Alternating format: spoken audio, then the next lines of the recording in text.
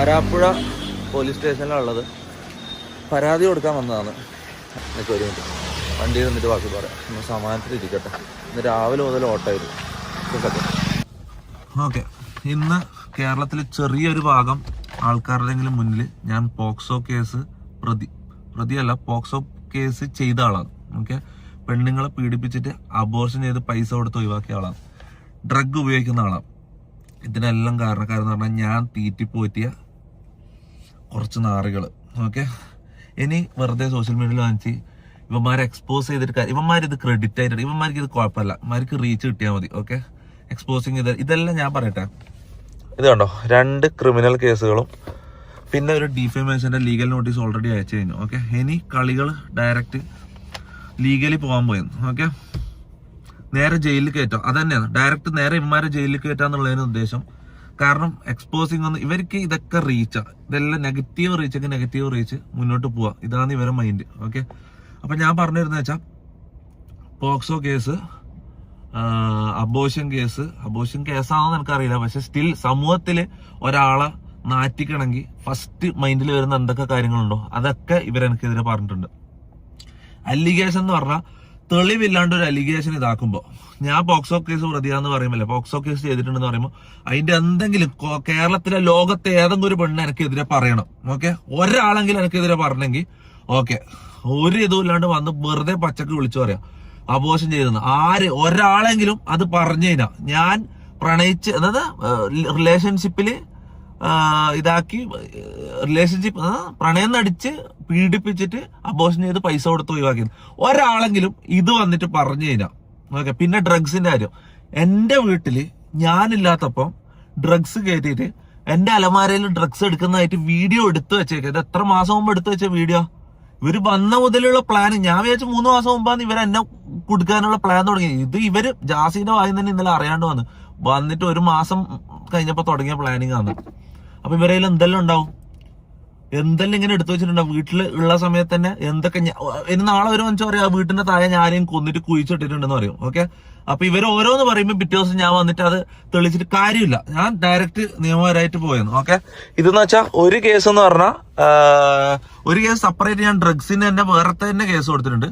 മറ്റേന്ന് പറഞ്ഞാൽ എന്നെ പോക്സോ ആളെന്ന് പറഞ്ഞതിന്റെ തെളിവില്ലാണ്ട് പറഞ്ഞതിന്റെ ഇത് കേസ്. ഓക്കെ, എന്തെങ്കിലും രീതിയിൽ ഞാൻ ഒരു കാര്യം പറയില്ല, ഞാൻ ഇത്രയും കോൺഫിഡൻസ് ഇല്ലാണ്ട് ആദ്യമായിട്ടാണ് വീഡിയോ എടുക്കുന്നത്. കാരണം എന്ന് വെച്ചാൽ ആൾക്കാരെ മുഖത്തൊക്കെ എനിക്ക് മടിയാന്ന്. ചെറിയൊരു വിഭാഗം ആൾക്കാരെങ്കിലും ഞാൻ അതാണോ എന്ന് വിശ്വസിക്കുന്നുണ്ടാവും. ഓക്കെ, ഞാൻ കേരളത്തിലെ ഗവൺമെന്റിനോടും പോലീസിനോടാണ് ഞാൻ പറയുന്നത്, എല്ലാത്തിനെയും പിടിക്കണം. MRG ഗ്യാങ് എന്ന് പറഞ്ഞാൽ എന്നെ അടക്കം ചെക്ക് ചെയ്യണം, ചോദ്യം ചെയ്യണം. ഇവന്മാരെ എല്ലാത്തിനെയും പിടിച്ചിട്ട് ഓരോ റൂമിലിട്ട് ചോദ്യം ചെയ്താൽ പുറത്തു വരും സാധനങ്ങൾ. ഓക്കെ, എല്ലാവരും ടെസ്റ്റ് ചെയ്യണം. ഇതിന്റെ അന്വേഷണത്തിന്റെ എല്ലാ രീതിയിലും കോപ്പറേറ്റ് സഹകരിക്കാൻ ഞാൻ റെഡിയാണ്. ഓക്കെ, എന്നെയും ടെസ്റ്റ് ചെയ്യണം, അവന്മാരെയും ടെസ്റ്റ് ചെയ്യണം. ഓക്കെ, മൊത്തം തെളിയണം, പുറത്തു വരണം. ഓക്കെ, ഇവന്മാര് ജയിലിൽ കയറണം. ഈ ഒരു തെളിവും ഇല്ലാണ്ട് ഡിഫേമേഷൻ മാത്രമല്ല, ക്രിമിനൽ കേസുകൾ. ആ അലമാരയിൽ നിന്ന് ഡ്രഗ് എടുക്കുന്ന വീഡിയോ എടുത്ത് ഇത് തൊപ്പി വെച്ചാന്ന് പറഞ്ഞതിന് എങ്ങനെ അത് എന്റേതാവും?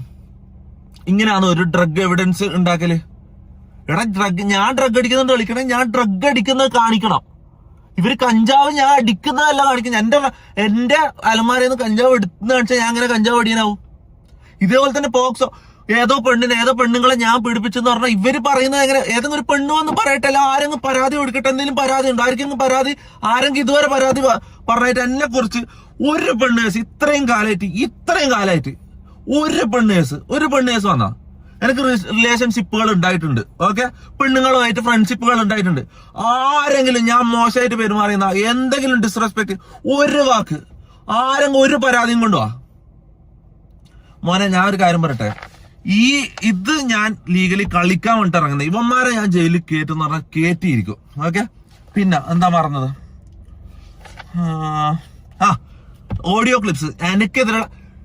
ഈ ലോകത്ത് ഇന്നത്തെ കാലത്ത് ഒരാളെ നാറ്റിക്കാൻ വേണ്ടി ഇപ്പൊ മമ്മൂട്ടിന്റെ മോഹൻലാലിന്റെ വോയിസ് വെച്ചിട്ട് ഞാൻ ഉണ്ടാക്കി തരട്ടെ അങ്ങനത്തെ ഒരു സാധനം എന്തെല്ലാം പറഞ്ഞിട്ട് നമ്മൾ ടൈപ്പ് ചെയ്ത് കൊടുത്തു കഴിഞ്ഞാൽ ഉണ്ടാക്കി തരോടെ വെച്ച് ആ വോയിസും കൊടുത്തു കഴിഞ്ഞാൽ ആരെ വെച്ചുവാണെങ്കിൽ വോയിസുകൾ ഉണ്ടാക്കാം. മനസ്സിലാ?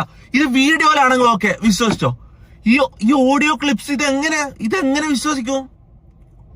ഇതെങ്ങനെ നിങ്ങൾ വിശ്വസിക്കുന്നത്? ഇത് കുറെ ആൾക്കാരെ വിശ്വസിച്ചിട്ട് ഞാനത് ചെയ്തെന്ന് പറഞ്ഞിട്ട് നിൽക്കാം. ഞാൻ അത് പറഞ്ഞൊന്നും പറഞ്ഞു നിൽക്കാം. ഞാൻ പറയാ എല്ലാം ഞാൻ തെളിയിക്കും, എല്ലാ എവിഡൻസും ഞാൻ പോലീസിന് കൈമാറും.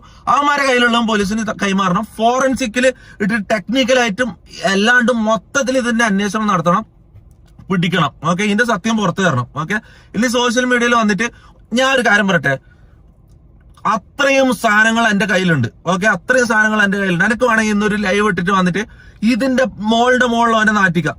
എന്തിന്റെ ആവശ്യം?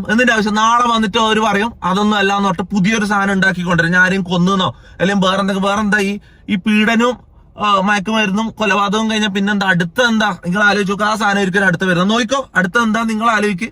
ആ സാധനത്തിന് അടുത്ത് പറഞ്ഞിട്ട് വരും. ഓക്കെ, ഇത് പറഞ്ഞാൽ ലീഗലി മൂവ് ചെയ്യേണ്ട സാധനമാണ്, ജയിലിൽ കയറേണ്ട സംഭവമാണ്. അപ്പൊ അങ്ങനെ തന്നെ ഞാൻ മൂവ് ചെയ്യാൻ പോയെന്ന്. ഓക്കെ, പിന്നെ വേറൊരു കാര്യം പറയാൻ മറന്നുപോയി. ഡീഫമേഷൻ കേസ് ഞാൻ എന്തായാലും ജയിക്കും. ക്രിമിനൽ കേസും ഞാൻ ജയിക്കും.